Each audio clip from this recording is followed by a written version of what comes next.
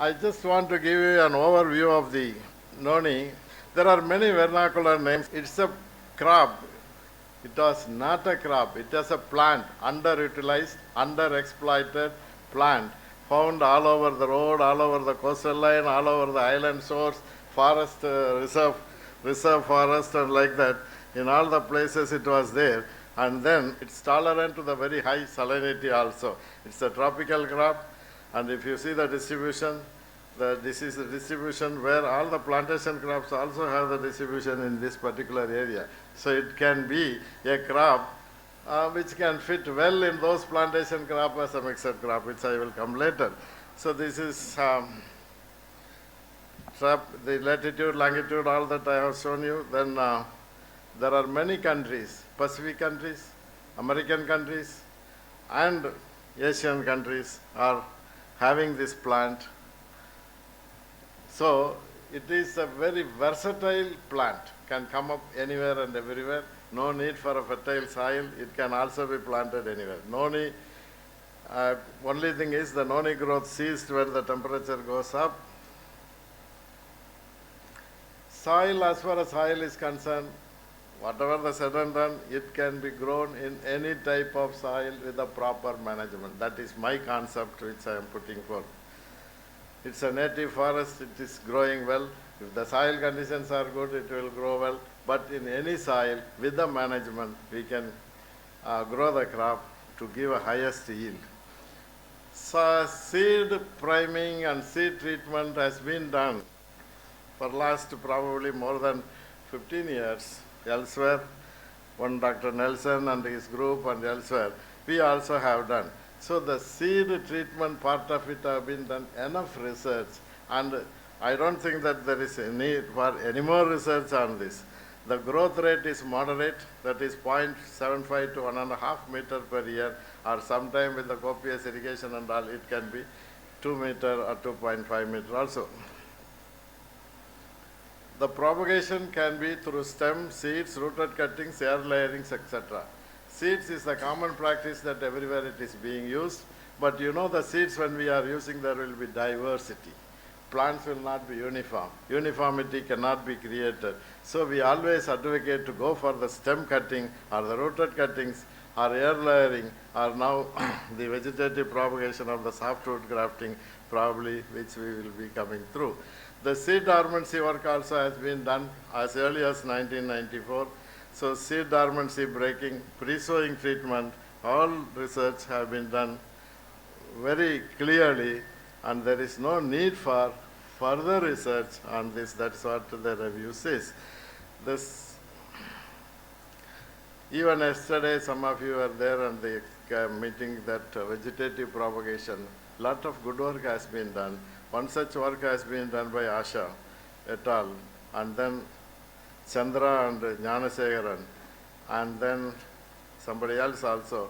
You see the softwood or hardwood, 2 to 3 buds, 3 to 5 buds. So these are all the things that has been tested. But in this area, there is only one thing which has to be done is 3 to 5, yes, 5 instead of 5 nodes, whether we can start with a single node. So what is the that type of research only has to be taken as far as the vegetative, single node. You know, way back, we started the work when I was in sugarcane, 1976, the chip method. The chip method, we did it 1976.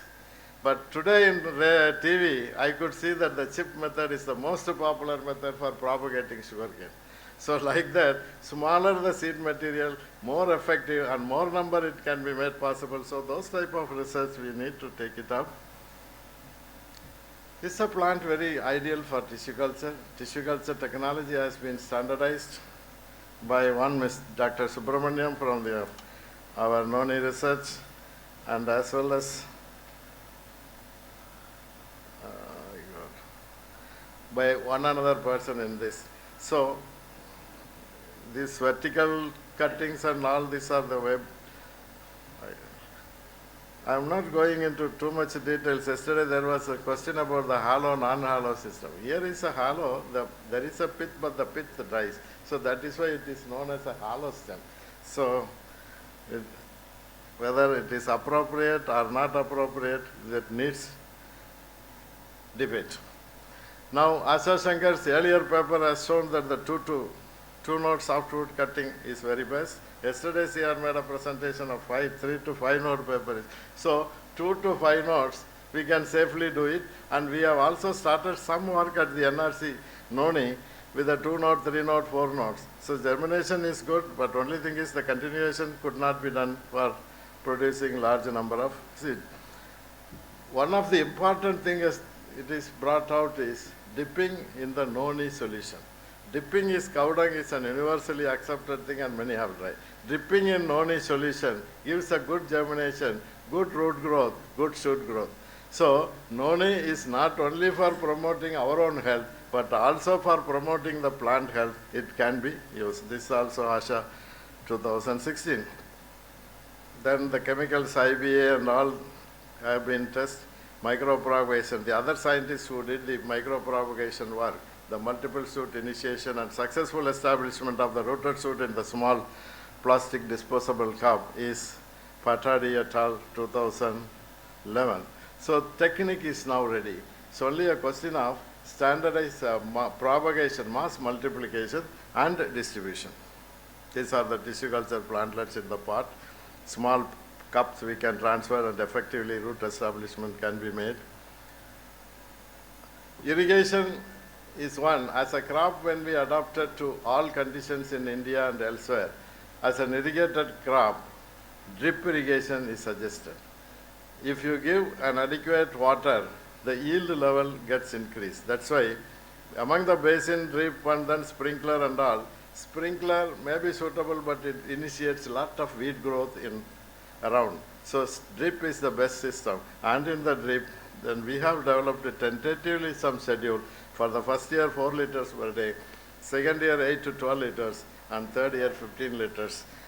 It requires a small quantity of water, but with a good mulch.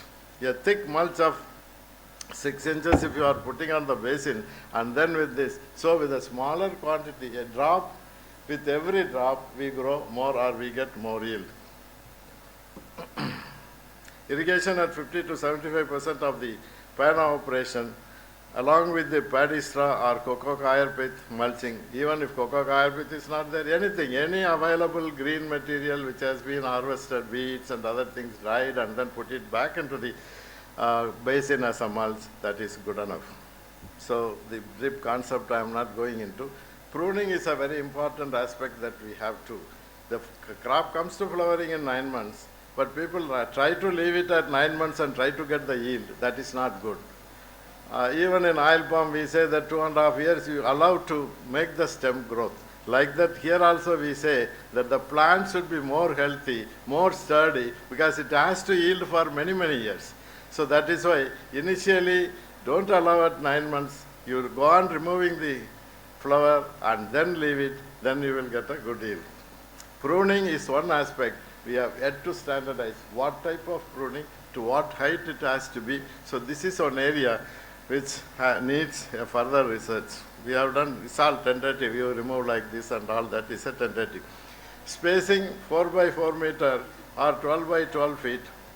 Fertilizer, other than Nelson and Singh 2007, Nelson was the first to report, and Singh et al. 2007 have indicated 14-14-14 NPK. Now this 14-14 NPK, whether it is required, depending upon the soil analysis of the place where we are growing, whether we can reduce the P or what type of thing, that also need fertilizer aspect, not much research has been done. So irrigation come organic manure. The 100% of water which is required for the oil palm giving in drip irrigation, giving as a drip irrigation, as well as the 100% of the recommended dose of the fertilizer, 50% of the fertilizer is an organic manure and 50% as a vermicompost. It gives a yield of 25.68 ton in the second year itself. That was a research coming out of our project, which was reported by Ponnusamy, Dr. Ponnusamy yesterday. Crushed coral, dolomite and K, these are some of the organic, for organic cultivation, we need. Yesterday a lot of discussion on the chicken manure compost or macadamia husk also is good. Any material, chicken manure is a hard manure, pig manure is a hard manure. So when we are, even the press mud is a hard manure, hard organic matter. So when we are getting these things, there is a seasoning period is required. Maybe about 6 months seasoning period. After the seasoning period, it gives a very good response. There is no doubt about it. So you can safely use. Only thing is you have to give a seasoning period. Liming is necessary wherever the soil requires liming. Here also we have given a tentative schedule of the organic. It's not based on, with the available information we have given for in the good agricultural practices of organic production of noni, that the 2 kg of vermicompost or half a kg of neem cake, at the 12th month 2 kg of vermicompost or compost, 1 kg neem cake, 1 kg biofertilizer, 18th month 2 kg vermicompost, 1 kg neem. From 24th month, 5 kg vermicompost and 5 kg wood ash, 1 kg neem cake and 1 kg plus biofertilizer. The biofertilizers of trichoderma, acetobacter, phosphobacter, pseudomonas, if these things put in the planting pit and then plant, the plant right from the growth is having a good growth and good vigor, and mostly the disease aspect of it is able to manage. So this is very important. The planting right at the planting pit using the biofertilizer is very, very important for any crop, I used to say. So pruning we have already discussed. This is a wrong pruning. You should not do it. Allowing it to grow. So when you start pruning, you are losing that much nutrient loss, that much growing period loss, that much energy of yours lost, and then doing this type of pruning should not be. Pruning should be done as early as possible, and after that the canopy level pruning which has to be assessed. Weed management, repeated mulching I have said, guinea grass, whatever it is available we have to put. Sometime the basin we can grow the green manure like Sarnam and Daincha and Desmanthus, Desmodium, like so many crops are there which you can sow it in the basin after 60 days, cut it and put it. So it acts. One is leguminous green manure crops fixes the atmospheric nitrogen through root nodules. It also, the root nodules fixes atmospheric nitrogen, and then through adding this material back to the soil, again the nitrogen and other fertilized nutrient elements are being added. Noni can fit well as a mixed crop, and in noni, many intercrops can be grown. So whatever it is in cashew garden, mango garden, coconut garden, arecanut garden, oil palm garden, wherever, the cropping system can come. Means nowadays the concept is the land is limited, one crop is not adequate, more than one crop has to be, the vertical growth only has to be, horizontal growth is not possible. When horizontal growth of area expansion is not possible, only for the vertical growth, go for multi-tier cropping system for which noni fits well. Many annual crop, even arecanut, banana, noni is there in Andaman. DR Singh has done some work on that. One of the program which we introduced in the All India Coordinator Research Program on the palms, introducing noni as a mixed crop, that has done well at Kasargod and also in the many coordinating centers. This has come up very well, and so that means an additional income. There are certain medicinal aromatic plants also can be grown very successfully, very profitably. It's like Kacholam, Camphoria calanga, ginger, perform well under noni. That was also seen yesterday, Asha et al., 2015 and 2016. So we have discussed enough about the organic, then I move. So it has a concept of the 12 house aspect for an organic production. So if we fill up all these 12 house, but the pest and disease part of the organic production still is a question mark.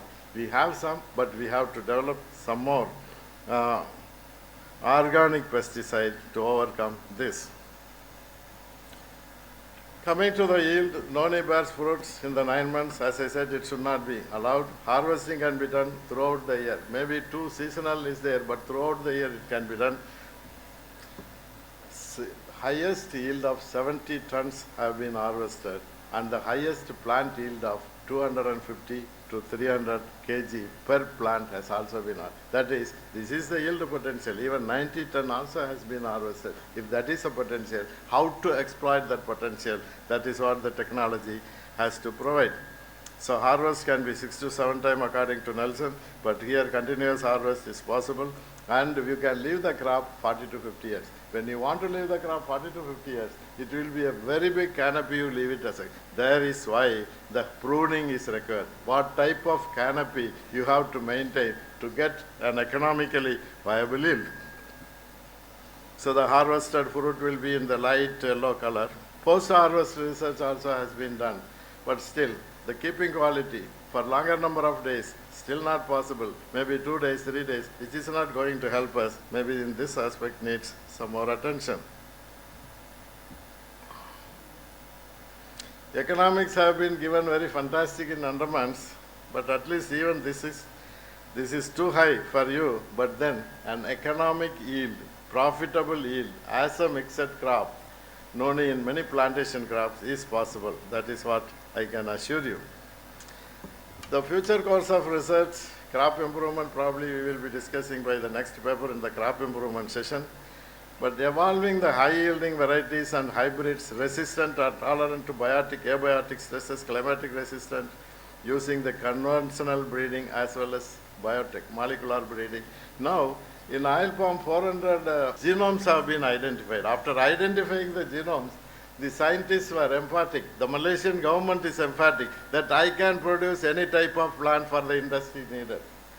Oil yield, like high yield, quality, for anything, drought, pest, that type of confidence has to come. Then maybe molecular breeding, genomic research has to be taken. Maybe some of the projects which can be given on that direction.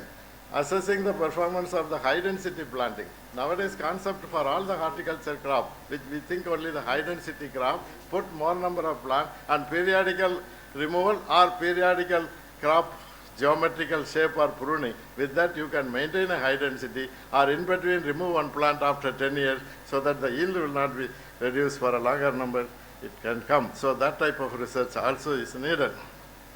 So canopy architecture I have said. Standardization of organic, very loosely here and there organic research has been carried out. A comprehensive, integrated, organic, good agricultural practices for organic production of noni is very, very essential. Maybe we can put together how much material, biomass is regenerated, can be regenerated, put back through the system. If this can be worked out, we can even reduce the quantity of the outside material. That will be more profitable. Evaluating suitable medicinal aromatic plants. These medicinal aromatic plants have a very good market, very good demand. So noni can provide a platform for raising these crops very successfully. Then the pest and disease will be dealt by somebody else. Standardization of the harvest technology, such as the maturity standards for different purposes. It need not necessarily be over-matured. Over-matured will not be useful. So what type of thing we are going to produce, our end product, accordingly how that harvest should be. So that type of harvesting technique and the tools for harvest has to be developed.